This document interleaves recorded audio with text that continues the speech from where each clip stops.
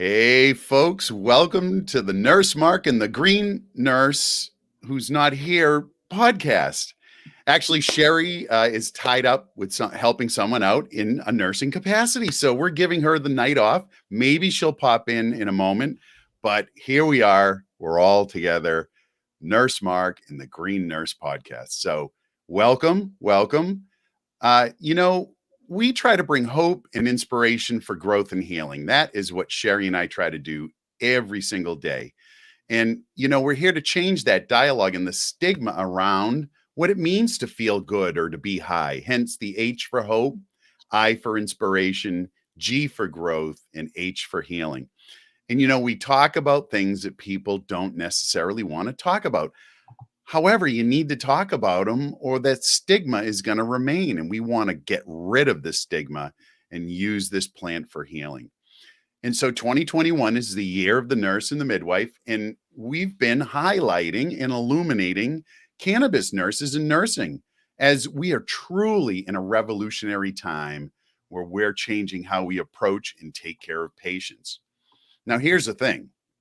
We don't all wake up one day and say, hey, I think I'm going to get into the cannabis industry. Well, at least we didn't before, but there's usually a compelling story about how someone takes the plunge. So our guest tonight, so happy to have you here, Dawn-Marie Steenstra. And I'm going to sing your praises a little bit. So just hang tight. Here we go. Because, oh my gosh, Dawn-Marie, you've been up to a lot of things. So here we go. So Dawn-Marie Steenstra is CEO of Entourage Consulting Services, where she oversees multiple dispensaries, providing all the staff with essential knowledge on cannabinoid therapeutics, as well as helping those patients navigate the system. Now, she's worked tirelessly to have cannabis nurses recognized for their unique qualifications as clinical directors of dispensaries, and was honored to be the very first cannabis nurse approved in the state of Maryland, along with 8 others, including physicians and pharmacists. Dawn-Marie was an original board member of the American Cannabis Nurses Association, a founding member of the Cannabis Nurses Network, and is currently the national ambassador for United Patients Group, the nation's leading cannabis patients resource organization. And in 2018, she was privileged to co-produce the Sacred Plant docuseries season 2 with my friend, John Malanca, founder of United Patients Group, a marvelous man, isn't he, Don? Isn't he? Oh, joy. I love John. So today, oh my gosh, you're 4 years opioid free due to this amazing plant. And you were able to witness your son's recovery from Hodgkin's lymphoma utilizing cannabis with his oncologist's permission. So her vision is for nurses to have a unique place in cannabinoid therapeutics to assist in the development of best practices, quality assurance, and continuity in processing medicines for patients. Dawn-Marie's motto is, every patient deserves nature's healing touch. Dawn-Marie, welcome to the show. That was a mouthful. Oh my gosh. Well, you know what? You've been up to a little bit, so you gave me a lot to talk about. And you know what? I skipped over a lot of stuff too. It's been a long journey. So much more. Welcome to the show. So glad you could join us here tonight. Thank you. So Dawn-Marie, when we talk about becoming a cannabis nurse, there usually is some sort of backstory. How did you find yourself in this journey?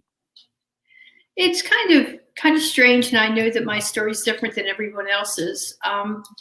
It actually started with Plenty of Fish on the internet. Well, a lot of amazing things start with Plenty of Fish, I think, back in my dating days. But this is a great story. I can't wait. How did Plenty of Fish play into this? Well, I was nursing, of course, and didn't go to bars and things of that sort when I was dating after my divorce. And I happened to go on Plenty of Fish as a resource to see about, dating online, because I'd done it a little bit, but, I was frustrated with the world and everything else. So I happened to meet my husband to be on Plenty of Fish, and we started dating. A success story. Yeah. And it's funny because the first few months I knew him, I had no idea what he did.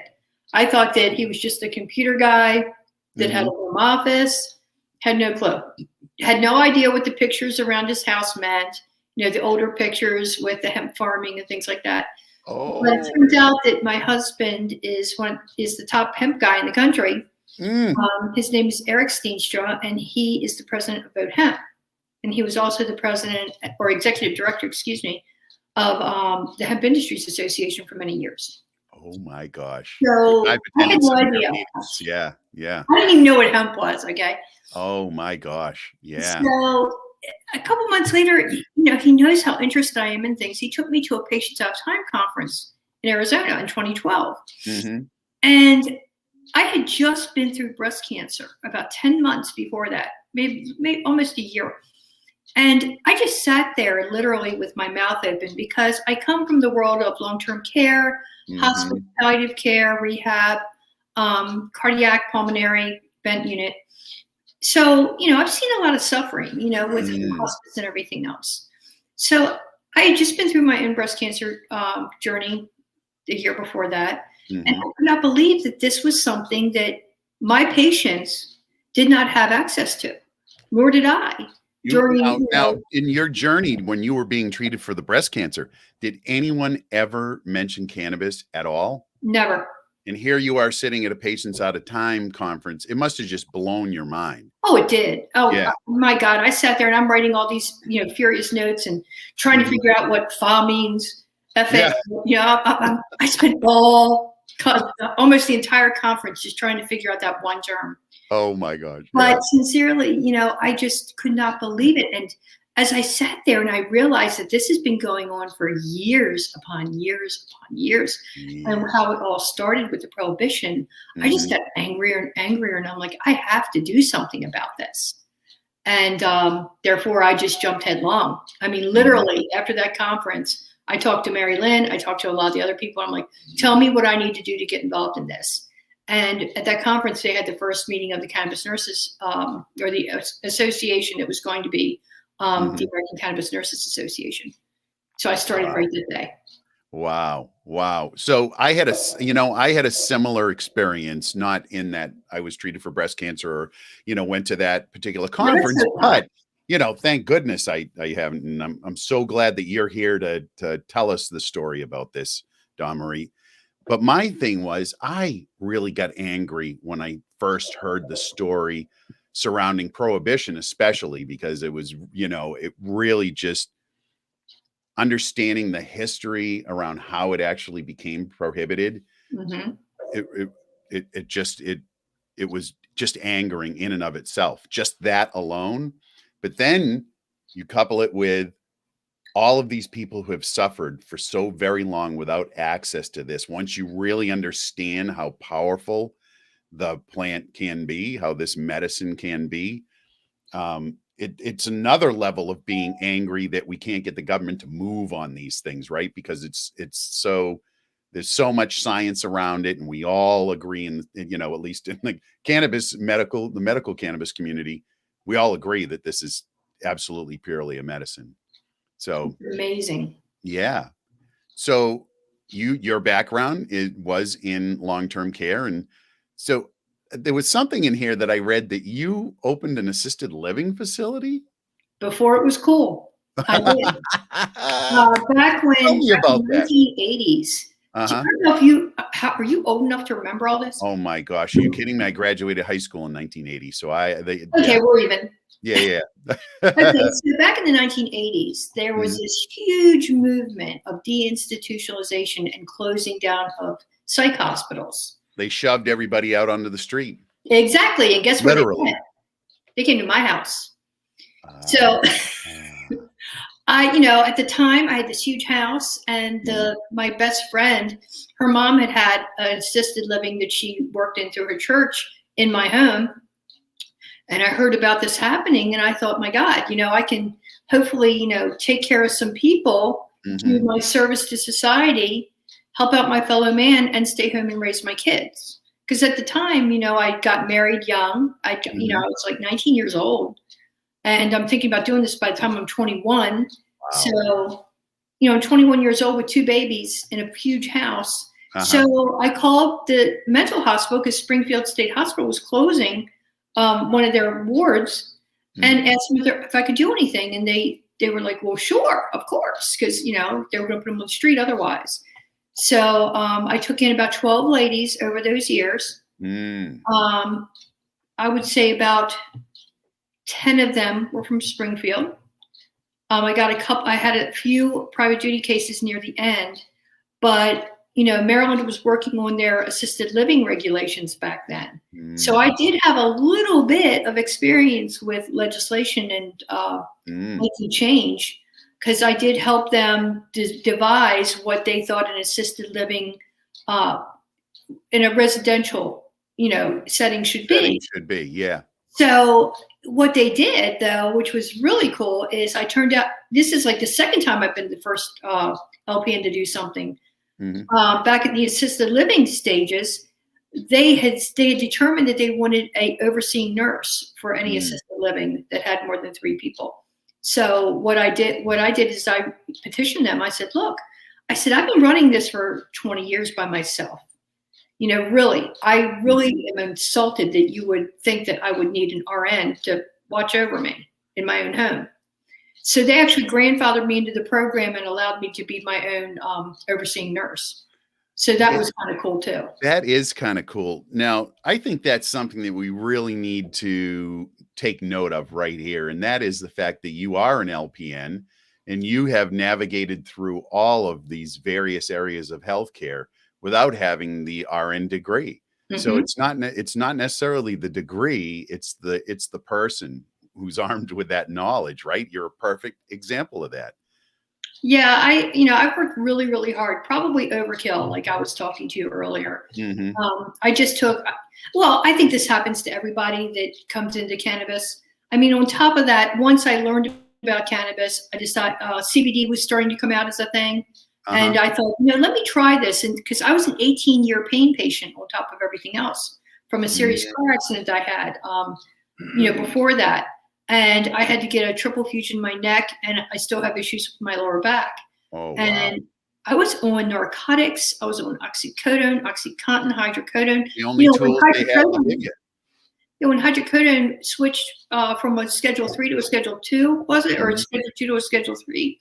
Yeah. I got all of that switched to be on the lowest level of a narcotic, but still, Xanax. Yeah. Flexeril. Xanaflex, all the standards. That's basically those are the tools that the physicians have to work with. That's what they're trained in. It's what they have to work with. And so that's what you get prescribed. So for 18 years, you utilized opioids successfully, right? To treat your pain, or somewhat successfully?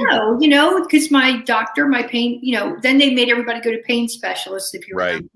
And they started poking me and prodding me and giving me injections, and the injections wouldn't work more than three days, maybe. And one day I passed out when they were trying to give me an injection in my neck, and after that, I'm like, I can't do this anymore. So I decided to try a very good organic hemp oil that had high CBD in it, and it was a full spectrum, which is important for everybody to understand. Very much. And I would say within a few days, I knew something was up. I knew that I was onto something. And then over time, probably about 3 to 4 months, I started, just starting to wean myself down because I noticed that I could go longer and longer in between my doses of my medicine. And I'm like, that's really strange. So eventually I was able to wean myself off of all my narcotics. And I've been, narcotic free for about 4 years now. So I'm just really, really excited about that. And once you see that, at the time, the past 4 years, I've gone to hearings at the State House and stuff. And I actually watched cannabis oil work on a child that was starting to have a seizure in my arms.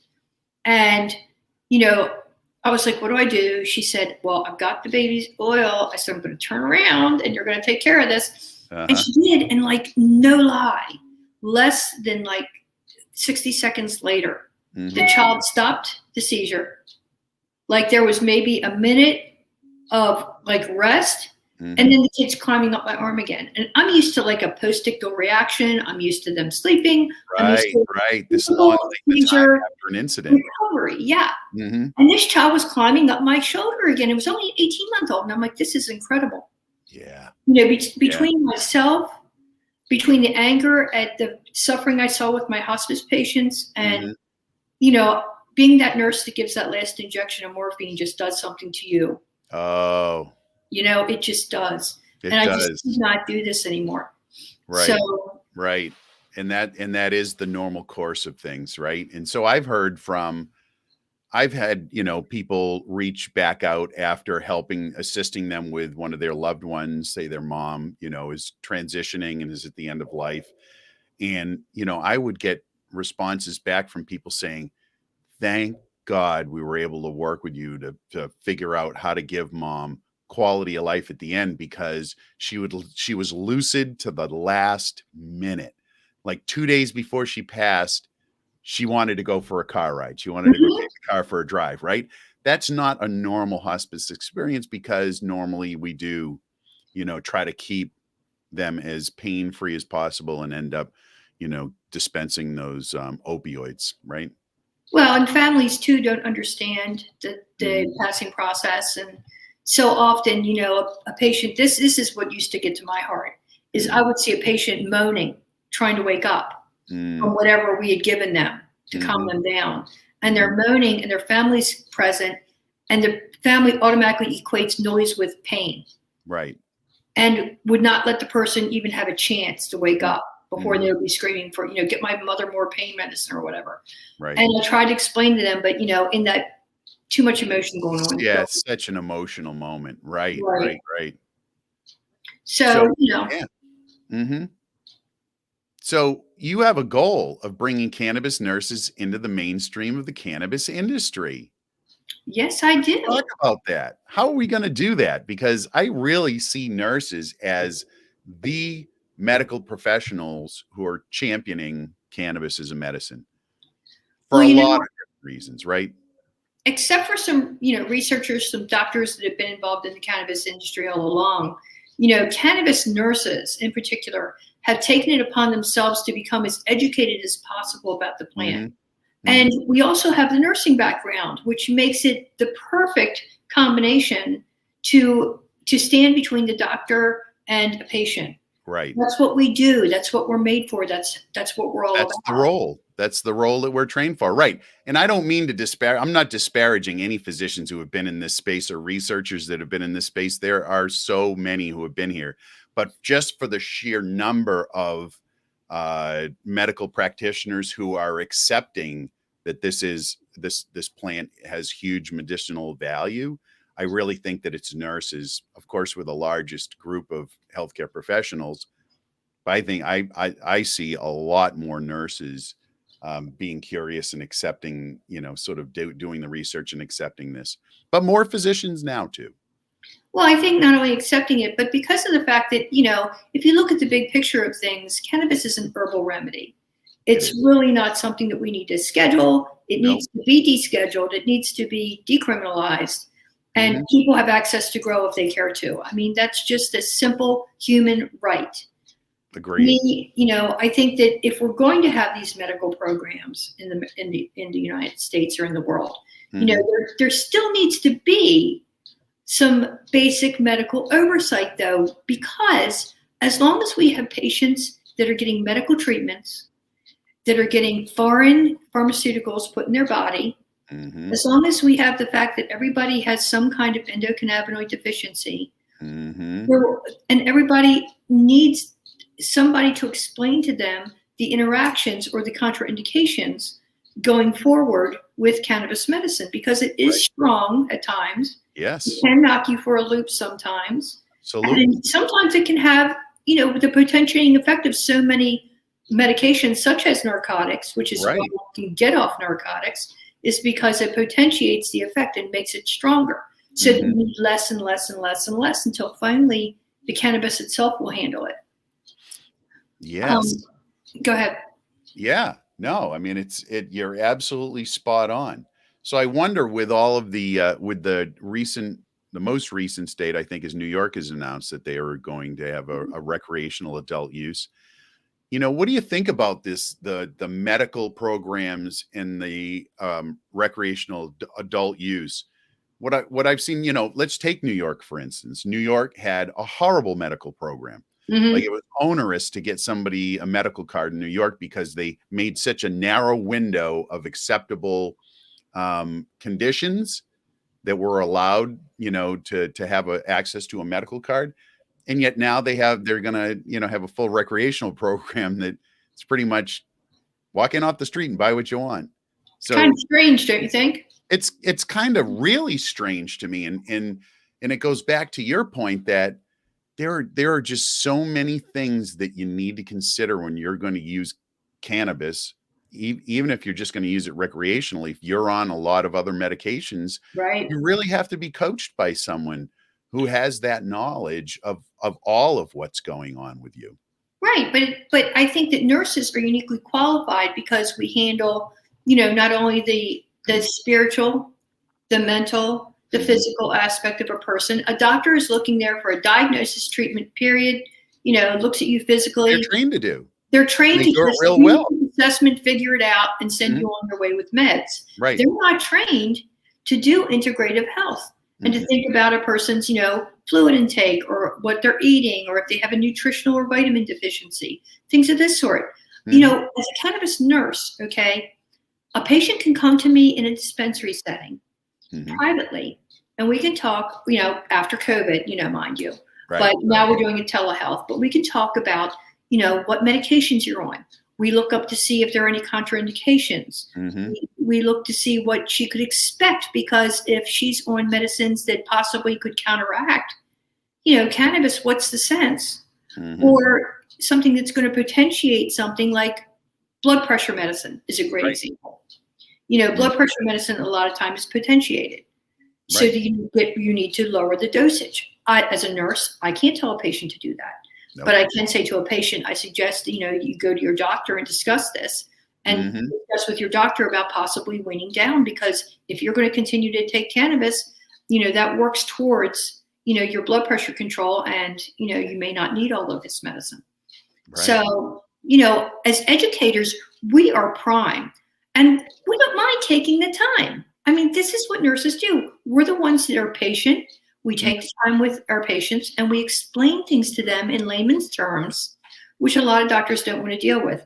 And frankly, even when I was testifying when our program was coming up, I spoke to our legislators and I said, look, we need to have medical oversight. And the doctors were like, we don't want to take the time. We don't want to spend the money. We think it's a waste. We'll help you with your recommendations, but don't expect a whole lot more. And that's about the way it's been in every state. And what really I find hilarious, and this, two things I find hilarious about medical programs. Number one, cannabis has no accepted medical value. Right. But they have qualifying conditions for every medical program with no research to prove anything. Yeah, isn't that funny? How bizarre is that? Right. And, not only that, they pick and choose which ones they want. And every state has to do it differently. Be the new guy on the block, so to speak. And it's like, come on, this is insane. And then, you're not allowed to travel with cannabis between state lines, okay? Not allowed to do that. But where do they get the plants and the seeds to start the program? Right. Magic beans. I know. Magically, they appear in the air. I mean, it all just makes me ill. And like you said, finding out the original history of how this happened to begin with, and people just can't say, look, we're sorry, we screwed up, let's fix it. Even the national, the treaty, the Single Convention Treaty. Right. We all came after them. The World Health Organization listened, and they actually moved cannabis off of the most restrictive schedule. They did. Okay, that's a worldwide organization. It is. Automatically, everybody else should have done the same thing. Well, the U.S. government used to use that as an excuse. They'd say, "Oh, we signed a treaty. We can't." I know, that's what I'm saying. We can't possibly back out of this treaty. But that's what I'm saying. Now that the World Health Organization has done that, hey, there's no excuse. But Exactly. I hold out hope. I mean, I really do think that we're moving in the right direction. But I always like to come back to that sort of medical program versus recreational, because my issue is that people are going to go in a recreational state, and they're going to try cannabis on their own, and they're not going to get the results that they could get Right. if they were working with a practitioner. And so my fear is that someone's going to try it, have either an adverse reaction if they don't have too much THC or whatever, or they won't have any reaction at all. They won't have any relief. And then they just put their hands up and say, I tried it. It didn't work for me. Must be just all smoke and mirrors. That's what I want to try to avoid. And that's why we're here talking about it. Right. Right. And I'm even more concerned that, honestly, all use in a way is medical use in my mind. All of it. Yeah. Sherri and I say that all the time. It doesn't matter if you're recreational or medical program, however it enters your body, it's medicinal when it gets in there. Well, and what I'm afraid of the most, and I have to study it up some more with, states that have been medical and gone recreational or adult use, is, what's going to happen to the medical patients if if they're controlled well on a certain formulation, how are they going to be guaranteed that they can get that formulation and keep getting that same formulation? I mean, that's one of my biggest issues right now with the entire medical cannabis program is, you need to keep making the same formula if you're going to make products, not switch it out with whatever you have left over that month. It doesn't work that way. It doesn't work that way. And I tell a story all the time about attending a medical conference in Tel Aviv, Israel. And one of the major researchers in the world was discussing, the particular company that he heads, is looking at all, 550 different varieties and cataloging all of the different components, because he talked about a story about an autistic teenage boy who was unable to live with his family because he was so violent. They got him on a particular variety of cannabis that absolutely treated all of his symptoms, and he was able to be home with his family, and his parents were elated. The grower had a hiccup and lost a crop. And so they put the boy on another variety that was close, right? Close, but not the same. And the boy became violent and attacked his mom, and she ended up in the hospital, and he ended up back in a facility until that grower was able to get a new crop going of exactly what worked for that boy. And once he was back on it again, he was back at home. So it's so important, to your point, to really be very intentional with the variety and the grow, because it may work, it may not work, if you get just a little variant. Right. And like I said, I'm hoping that we can figure out, the Maryland has clinical directors in every dispensary. You have to have a clinical director. You don't have to have just one in one dispensary. One clinical director can work for multiple dispensaries as long as you have a clinical director. But sincerely, to me, since I found out about cannabis nursing, and because I know cannabis nurses are the perfect people to do this role, is once we go adult use, you will no longer need a recommendation. You'll need a recommendation probably if you want to get a medical pass or whatever. I guess they'll have different lines at the dispensary or something. I don't know how we're going to protect our patients, but I know. But I think that once we have adult use, that cannabis nurses should be clinical directors in every dispensary in the entire United States, because at least that way we know that medical oversight is there to the degree it's actually needed. Right. Not having to bring in, physicians, not having to bring in pharmacists. Nurses have enough knowledge or can, get the knowledge. And, we can do this. Of course. Cannabis science is not rocket science. It really isn't. It's a matter of just finding out what works for you with the plant and doing it with intention. Right. And, cannabis, even if you, are just trying to relax after a day of work or whatever, there's nothing wrong with having a few inhalations of cannabis as opposed to drinking. Right. People have a glass of wine or two or three or a bottle or a beer or whatever. And, I think we talked about that on our morning show, today we talked about alcohol, and we were talking about how, alcohol's a drug, cannabis is a drug, alcohol's a horrible drug. It's in everybody. We all know the havoc that it can wreak in society and families, and kills 95,000 people a year in the US, and all of these things that we know. But we all agree that we're going to use alcohol, and every restaurant will be able to sell it, and because it's perfectly legal. Because we all agree that that's okay. It's not based on any science. It's not based on any positive attribute that alcohol has. But cannabis, is still looked down upon. So I'm so glad that we're here having this conversation, and we'll just keep having these conversations until we all agree that it's much better to have a little inhalations when you get home from work than it is to have a glass of wine or a beer or some other alcoholic beverage.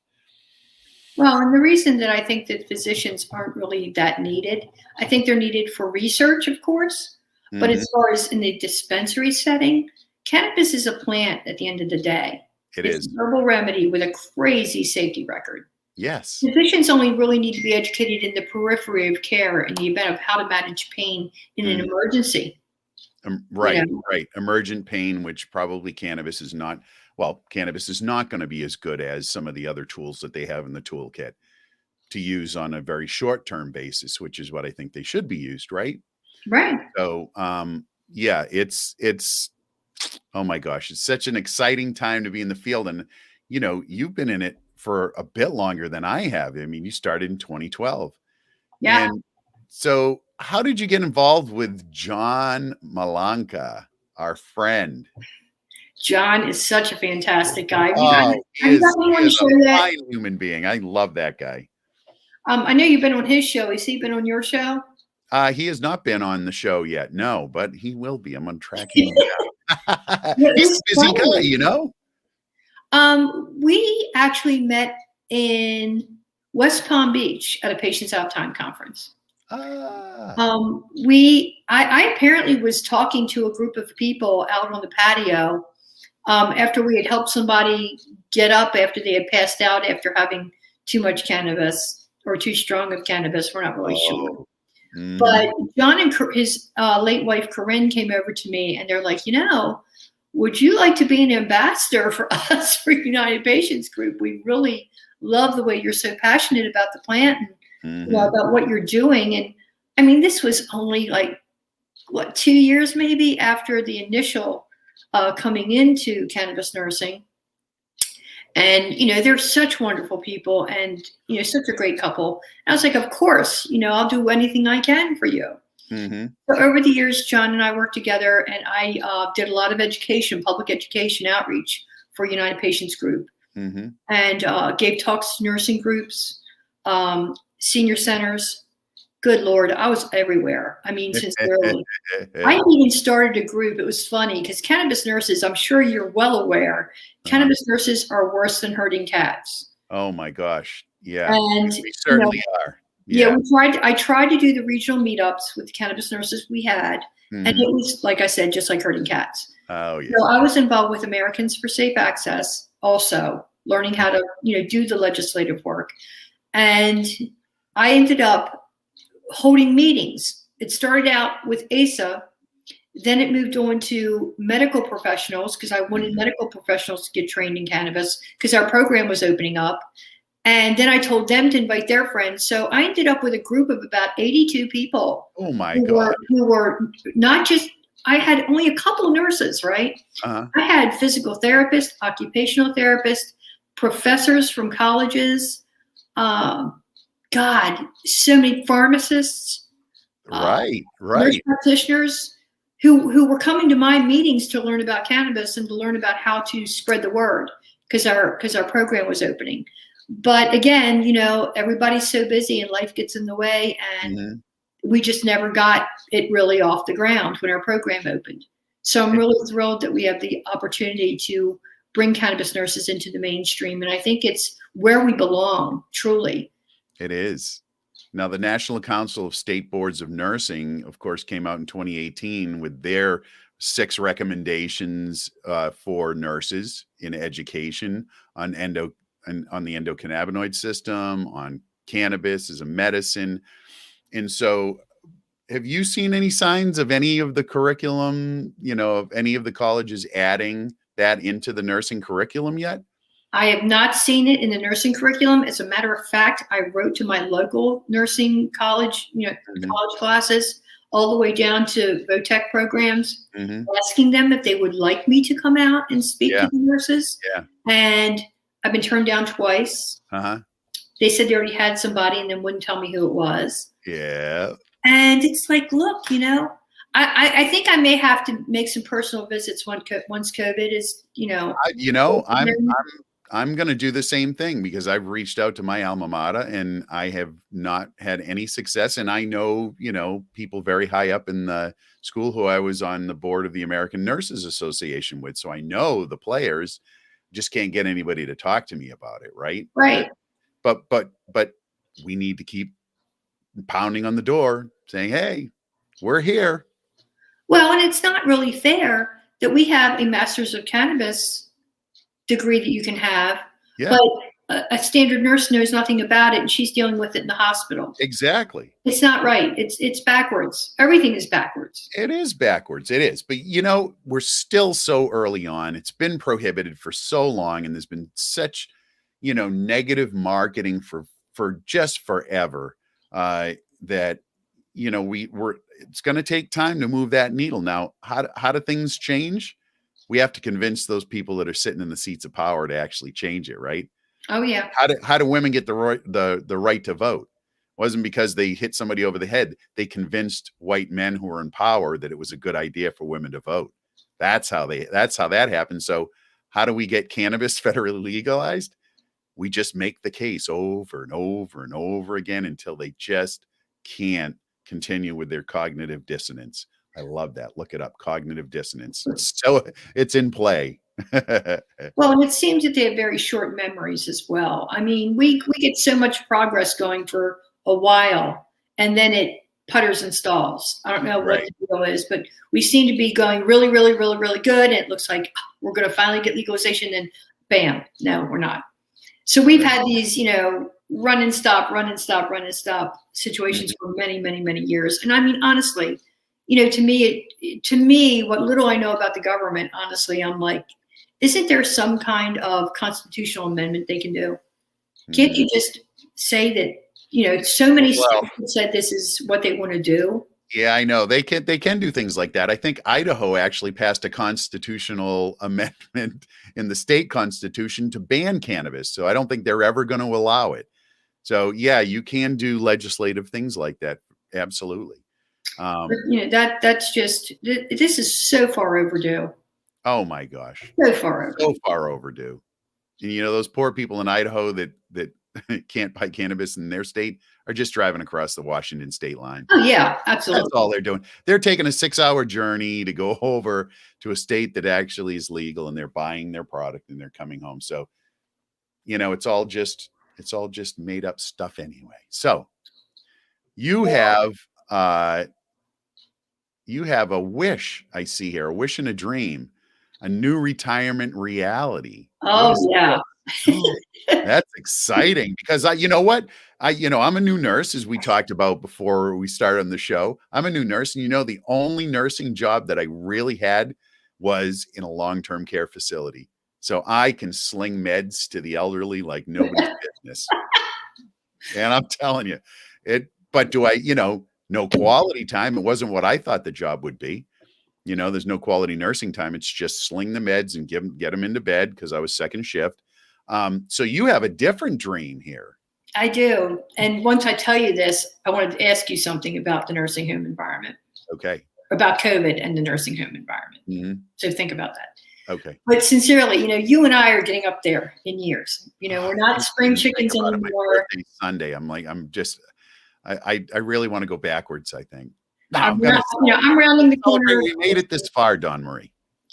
Well, my biggest dream really is to create a new retirement reality that's cannabis friendly, self-sustaining, intergenerational community, with a vertical integrated cannabis grow, process, and dispensary there.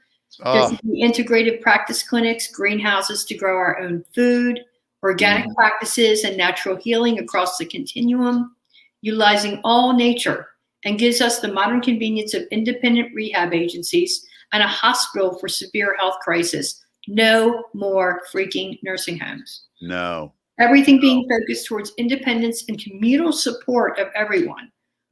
We could have active humane farms around us for animals and integration of pets, an egg, dairy, and meat supply. The possibilities are endless. They general are store, endless. multiple orchards and farms surrounding a population taking care of themselves. I mean, that is what I would love to do. Because I'll tell you, I have the heart of a nurse. I will always be a nurse. Even when I'm old and gray, I will still be a nurse. Always so be I can see myself working until the day I die. And so, hey, listen, retirement is, the R word that I like is relevance. I'm going to stay relevant. I'm not going to retire. I'm not looking to do that. Like I love what I do. So why would I ever want to stop? I love the fact that you said the magic word, and that's intergenerational. So, that's what I think I dislike most about the assisted living in nursing home environments, is that they cut off the elderly from everybody else. And they do. They warehouse them in these places and feed them medications that they don't need. I mean, why does a 95-year-old woman need to be on Lipitor?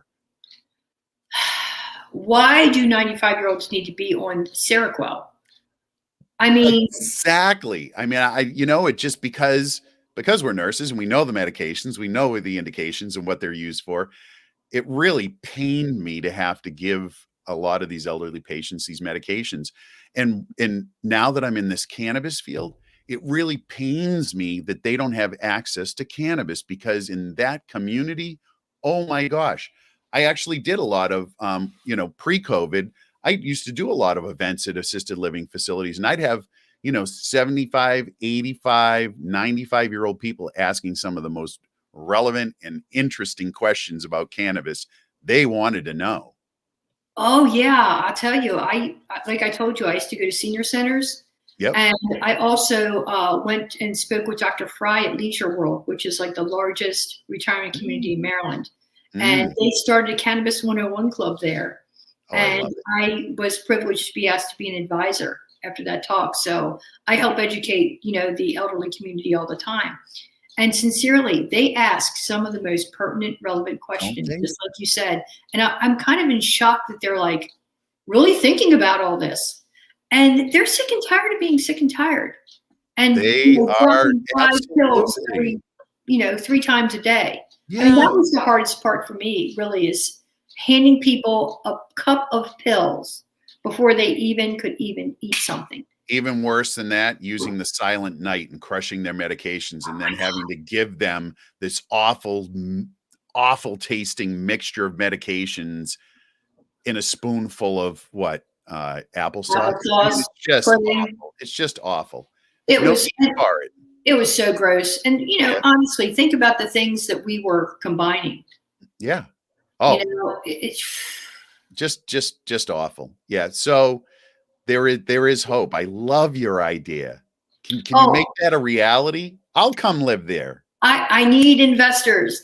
I need a community. I actually want to just like revamp a community that already exists. But sincerely, I don't have the capital for that, but I would love to find a group of, humanitarian, angel investors that want to do something like this. Yeah, because I think it's got to change. The dynamic of long-term care has got to change. I agree, because I really do think that we've lost a lot with warehousing the elderly. So much experience, so much wisdom that isn't being utilized. I mean, it's just being wasted, and they're put away just to wait to die. And boy, it's just awful. Love your idea. You told me that you worked in long-term care as well. I did. So back to my question to you. Okay, I used to work in infection control. Oh boy. And quality assurance in nursing homes. All right. Mm-hmm. Do you think, by a long shot, that nursing homes by nature could even handle a catastrophe such as COVID? Never in a million years. Never. I mean, we never had Just an by the way that they're opportunity. set up, by the way that Exactly. there's Exactly. no way that they could possibly handle any sort of infection, any sort of viral contamination like that. Just can't happen. Because I look at the news and what happened in New York and everything else, and I'm like, and the nature of our job with the Mhm. elderly, you are up in each other's face all the time, Always. helping people with their activities of daily living, such as toileting, walking, standing, all those things that we do for the elderly in a long-term care Side by facility. side. Side by side, right in front of them, whatever. Yeah. You're going to pass contaminants no matter how hard you try. Absolutely. Because, we have people with memory issues. We have people on a lot of psychotropics that they shouldn't be. Right. It's impossible. It's literally impossible for that not to spread like wildfire if it's a vulnerable population in that facility. Yeah. Yeah. So, there were no good choices when all that went down. There really weren't. Nope. There were none. That was that in that environment, it's just going to spread like wildfire as we witnessed. Right. Yeah. But boy, I'll tell you that, cannabis in the assisted living and in the long-term care arena, what a difference it can make. So gosh, let's try to make that a reality as well. I want to see memory units go away. Yeah. Wouldn't that be nice? Yeah. That's what I hope for.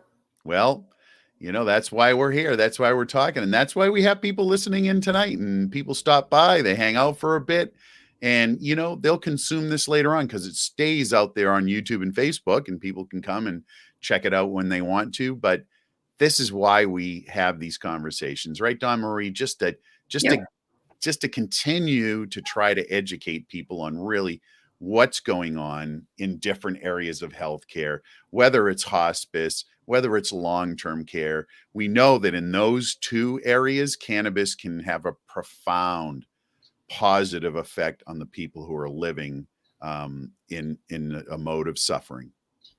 Amazing effects. Mm-hmm. Tikkun Olam in Israel, New York, Riverdale, what they've done in the nursing home there. They've done it in California, I believe. I was trying to get a study done in Maryland to replicate it. I mean, here's the deal. If people see it, they'll believe it. That's right. Once you see it, you can't erase that stuff. You can't unsee it. When you see someone, especially if you see someone that you love, that has been suffering for a while, if you see that cannabis has had a positive effect, you cannot unsee it. Like, you are now going to be converted. I mean, obviously people have been converted. I was cannabis agnostic. I was actually, I think I said this at one of the shows this week, I was actually on the committee with Governor Charlie Baker in Massachusetts when they had the referendum on, the ballot for November vote, when they were going to pass a recreational measure. Wow. I was on the committee with the ANA, partnered with the governor, against that bill. Against it? I was against cannabis legalization. Wow. That was in 2016. The end of 2017, I'm introduced to cannabis through dating someone. How funny is that, Dawn-Marie? Was reintroduced to cannabis as a medicine, and that was my beginning of my journey. And once I've always been very open to new things. I don't have much cognitive dissonance. I don't hold on to a belief really firmly. I question everything. So it was easy for me to say, oh my gosh, look at all this evidence. Cannabis is amazing. Wow. Okay. And so now I'm fully 100% on board. So I'm hoping that we can drag some more people with us. Wouldn't that be delightful? I don't think we have to drag anybody, honestly. No, there's a lot of people. We get a lot of interest. We do have at the Green Nurse, we do have mentorship programs where, we have nurses and people, not even nurses, just people who want to learn more about cannabis. We'll mentor people on how to utilize this and how to coach other people on how to utilize this plant effectively. So what do you think right now that cannabis and integrative nurses can do to help further this cause? I think that they need to go and speak to their legislators, write letters, set up meetings, and talk to them about making changes in their state. I think that, cannabis programs that have worked, like the one in Maryland, we need to be able to go to other states and say, look, you need to do this. There needs to be the same rules everywhere, and there needs to be a reciprocity between states. I agree. It's ridiculous that I can have medicine, in Maryland, but I can't have it in Virginia yet. Right. Or whatever. It's just insane. Absolutely insane. Because people need medicine no matter where they go. That's right. Yeah. So, I'm hoping that, with cannabis nurses being privileged to be clinical directors in Maryland, that we can take that idea and take it to Tennessee or take it to another state that's, wants to try a medical program. Right. Show them what works and what's needed. And I think the doctors would like the pressure taken off. I think the pharmacists would like the pressure taken off. Yeah, I agree, because they're put in a hot seat, right? Many times the patients are asking the physician, hey, what about cannabis? And they don't have the expertise and the knowledge, because they've been trained in what they do every day. They're not going to step outside and get retrained on cannabis, right? So they're in an awkward position of saying, I don't really know. Well, and or they say, nah, definitely not for you. That's more likely what they're going to say. Well, and the sad part is too that they don't want to do this. No. They're required to from the state to sign recommendations. Mm-hmm. They really don't want to do it unless there's insurance to pay for it. Right. Or if it's a long-term gig for them. And I can't blame them.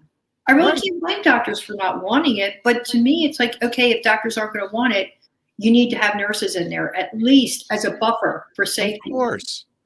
Yeah. And I mean, let's face it, there's not enough general practitioners to go around now. So now you're going to add this burden on top of it. Right. That just doesn't make sense. So go to your legislators and let's start putting a little pressure on nicely, pressure meaning education, continually hearing, because that's how things get done in legislation, right? It's the squeaky wheel gets the grease. You just got to continually just be there in their faces talking about it nicely. Right. Yeah. So, Dawn-Marie, where can people get a hold of you if they're looking to listen to your story, to reach out, to talk to you, to really understand what's going on with what you're doing in Maryland? Because I think that would be great in other states. Mm-hmm. Well, I actually have my own website. It's at www.entourageconsulting.net. Mm-hmm. I do consults. I do education. I do outreach. Any way that I can help, I will go in there and I will help. And I'm involved with a lot of Facebook groups. I used to go out and do public speaking. Mm-hmm. I actually participate with the University of Maryland program. They have 2 things coming up that I'll be participating in. So, just get involved. Just get involved. Do something. Yeah. I tell a lot of patients, if you're curious about cannabis, there's the Sanjay Gupta series on YouTube still of weed 1 through 4. And you can learn an awful lot in the 4 hours of watching that program. No, that's a great example of another person who was anti-cannabis and turned the corner and is 100% in the pro-cannabis camp now. Admittedly so, right? He talks about it all the time. Yeah. Yeah. And well, that's great advice. Any last things that you'd like to share with us, Dawn-Marie? It's been great talking to you, and I'm so appreciative that you're here. Any last words of wisdom? Well, I do want to make this a call to service and change. None of us are getting any younger, and I think we need to consider an entirely different way to age in place. We can't stay with our current arrangements as we get older. It's just not going to work. And excuse me, I think we all need to think about loving each other again. Yeah. It's just been a terrible couple of years. It has. It's been a hard couple of years. And you know what? I'm hopeful as people kind of get out and, more vaccinated and hopefully this pandemic winds down, that we'll get back to that loving nature. We need to be close to each other to get that oxytocin. That's true. I never thought We I'd haven't see had that. that proximity, and we need to have that. I think as people start to get together again, we're going to get back and mix in a little bit of cannabis. Everything's going to be just fine. Sounds like a plan. Yeah. All right, folks. Oh, I hope that you're going to, yeah. I'm glad I had that happen. Folks, thanks for stopping by the Nurse Mark and the Green Nurse podcast. Appreciate Dawn-Marie Steenstra. Thank you so much for coming by. And folks, we will see you again. Actually, Sherri and I will see you tomorrow morning at 8 a.m. Eastern Standard Time. Same place, Facebook and YouTube, and every weekday at 8 a.m. And again, thank you so much for stopping by, and we'll see you soon. Thank you.